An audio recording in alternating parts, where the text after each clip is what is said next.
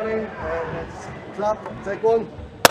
Hi, I'm Dave Mellows and I'm here with Max Whitlock. How's it going, mate? Good, you? Yeah, not too bad. You looking forward to everything you're doing today? Yeah, no, it's been good so far. Done a Q&A with a lot of these schools and colleges, local ones. Done some activities and going to be getting stuck in a minute, so it should be good. Yeah, I bet you're looking forward to it. So I've got a few questions here for you. I thought I'd start off at the beginning. What was your earliest memory of doing any gymnastics? So I started gymnastics when I was 7, and I think, you know, it's funny now because as a gymnast that's quite late on to start. You know, Right. my daughter does gymnastics. She's 2 years old, so I think, you know, it's a young sport. But you know, when I started, I think early memories of just loving what I was doing. I was lucky to kind of be introduced to it from a friend into the sport. And I kind of just loved going in, learning new skills. I think that was something that kind of really hooked me, the constant kind of feeling like I'm improving every single day, learning new stuff, and that's where I got hooked and obsessed with the sport. So yeah, those memories are great ones, but a long time ago now. It's just like you've started it, something you enjoy, and it's become into this like massive profession where now we're obviously at the Olympics. And building it like that. It's been a crazy journey. Like when you think back to that, like literally I do the sport because I enjoy it. I feel lucky to have found something like that. And kind of just looking at every step of the way as a new stepping stone. So not thinking too far ahead, but kind of setting my targets where I want to be by this time, and just working through those targets. And then feel very fortunate to have been you know, to the competitions, the Olympics, the results I'm sitting with now. It's been a crazy journey. To do something you love as well, that's so important. How important is it for you to set those goals and achieve those targets and be able to have, even though you're not thinking too far ahead, to have those short-term and long-term goals? So important. That was for me, as I was kind of going through my career, I kind of probably, when I was about 17 years oldish, maybe a little bit younger, that's when I started to set those targets.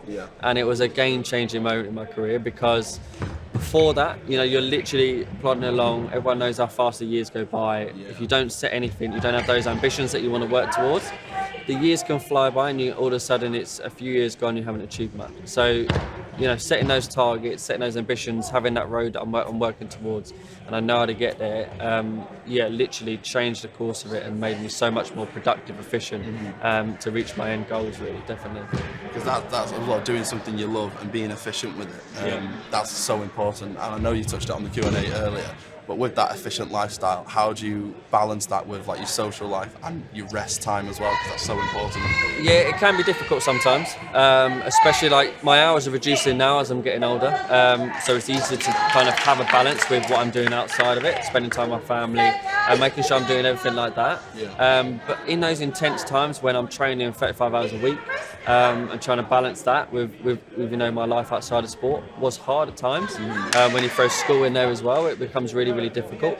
But it's important to just try your best and do your best to make sure that you are doing a lot of stuff that you enjoy outside of sport, because at the end of the day, that's going to make you happier, it's going to make you more chill as a person, which is going to help you inside the sport. So having a balance in your life is absolutely key. Exactly. I think something that I found is, even though you can do other things that you enjoy, that's not necessarily counted as a rest time.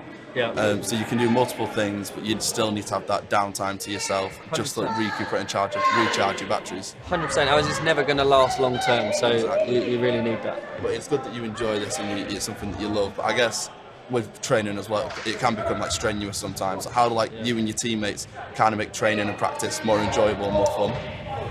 It's funny because when I step in the gym, like me and the boys, it's nice to train with a group. And we muck about in training. So I'll be kicking a ball about. I'll be doing whatever. We'll be doing trick shots in between our goes on the pommel horse. And I think that's really important because that makes you enjoy training. If you do enjoy it, you're going to want to do more. You're going to want to go in the next day.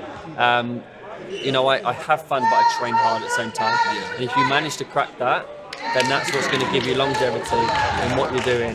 But it's also going to make you improve a lot faster because you're just having fun and you're learning, you're loving what you're doing. So if you manage to do that, it's going to help you a long way. You definitely win if you got that. So even with that though, I imagine sometimes it's really stressful and it can really get to you. I'm quite big on like motivational quotes and things like that. Do you have one that if you get like a bit in your head like that, do you have something that you just repeat in your head and it motivates you? Yeah, I think a lot of times, especially with social media, it's so easy to kind of look around, see what everyone else is doing. And on social media, a lot of people can display their life in a different way to what it actually is like. So I think it's really important to kind of sometimes take a step back. And a quote that I kind of have seen before and that I loved was, successful people never worry about what others are doing. So if you focus on your own lane, focus on where you want to be, what you want to do, and not worry about anything else, because all that is a huge distraction, a huge kind of factor that can make you not feel great about yourself, anything like that. So focus on yourself and make sure you get to where you want to be. And don't let kind of others kind of disturb you on that journey, really. So the outside energy can really throw you off sometimes, can't 100%, it? 100%. So with that and with that motivation, do you have someone that you look up to, that you've always looked up to, or someone maybe new where you get your inspiration from? I've looked up to a few athletes in my career, athletes that have retained titles, athletes that I respect massively in terms of, like, Jess Ennis is one that for me is a real role model.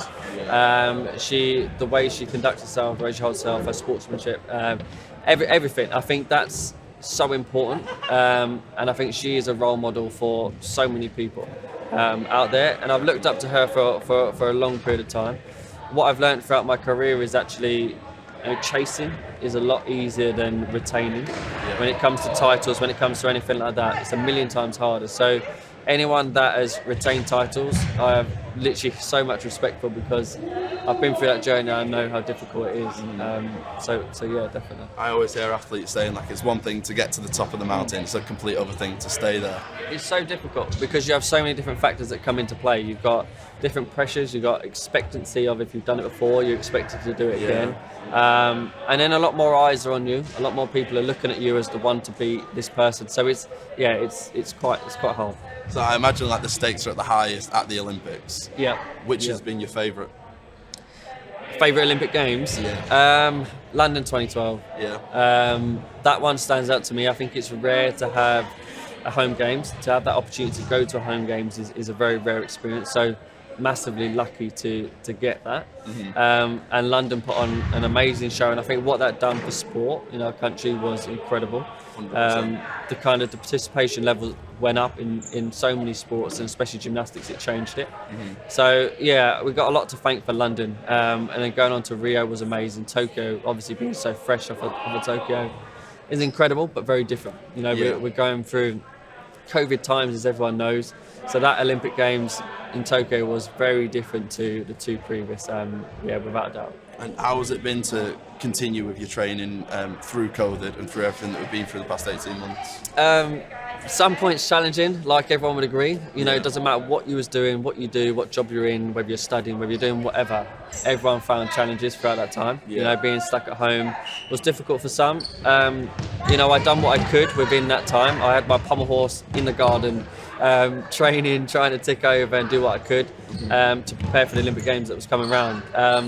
But I think it's just making sure that you could utilise that time. And looking back now, it's safe to say that I kind of did utilise that time to make sure I was ready for Tokyo. But yeah, there's no doubt that it brought challenges, but I think it's important if you can flip that and try and thrive off of those challenges and get motivation from them, then that's hugely powerful. Turn it into a positive and something that you can actually benefit from. Yeah, definitely. There was positives to find in there. It was a horrible time, definitely. But a lot of people really did utilise that time and maybe spent more time with family. Picked up new hobbies, even going for walks, going to see different places that country places that they'd never even been to before. Like, there's so many stuff that people did kind of really benefit from. But hopefully, we're coming out of those times now. Fingers crossed. Looking into a bit of a brighter future, really. So events like today with the Team GB and Uni Full partnership, what does that mean to you, doing like Q&As like we've just done before, like interviews like this that inspire younger people? It's really important. Ever since London 2012, I think me and the whole team, the kind of the slogan for that was inspire the next generation. And for me, that's massively important. So to be able to come here, and if I can make an impact on even just one individual, then it's definitely worth it. I think motivation is key. If I can give some students, some young learner, a bit of motivation, then that can go a very, very long way. Even seeing the medal can impact someone so young as well. So I think they're at the stages now where you know, for them, it's just about opening doors, learning about different opportunities, learning as much as they can, and seeing where they can go and where they want to go. Yeah. So if I can kind of come in, I can kind of help with that or assist with that in any type of way. It's brilliant. It's brilliant to see them all in here. I'll be literally challenging some of them today, which will be good fun. Hopefully they don't embarrass me. But it's just nice. Yeah, it's really nice to be here and obviously see the campus, and obviously work with a great partnership that is University of Hull and TNGB. So that's amazing, then. And what are your like next steps from this? 'Cause I know you're saying you're in more of like a rest period at the moment, but moving forward from here. For me, you know, I will, when I'm ready, I'll slowly taper back into training. Yeah. You've got the Commonwealth Games, the World Championships that are coming up next year, but I've still got a bit of time, so I can be patient with my time now. And also throughout these years, I'm working on a lot of projects where I can try and help the sport grow even further. Yeah. You know, I have been involved in sport where it's come from a very different place to what it is now. So I want to keep it kind of moving in the same direction, keep it growing, encourage kids to get involved in sport, encourage kids to get involved in gymnastics, and hopefully help those grassroots when it's working with schools, trying to help gymnastics in schools, trying to do a lot of things to help young athletes and young gymnasts. Really. That's amazing. So if you have to get like one take-home message to close off the interview, what would it be? If you're kind of at the stage where like a lot of the students are here, I think the most important thing is to open your eyes to what you feel like you're going to go and try and find something you enjoy. Yeah. So try a lot of stuff, try your hand in a lot of different things, open those opportunities, open those doors, see what you like, because if you find something that you enjoy, you'll do more of it and you'll get better at it. And at the end of the day, if you look 10 years down the line, if you found something you enjoyed 10 years previous to that, you'll be in a very happy place then. 100%. So I think 100% find something you enjoy and it'll go a long way. And you never know where you'll find it, which is why it's important to always try new things as well. Try new things, and we're in a very fortunate time in the world at the moment where you can create anything out of anything. Yeah. Social media is so powerful on one hand, you can do anything you like. So whatever your passion is, you can create a career off of that. Yeah. You have no doubt about that. So, you know, there's so many opportunities out there, just give everything a go. Thank you very much. Thank you.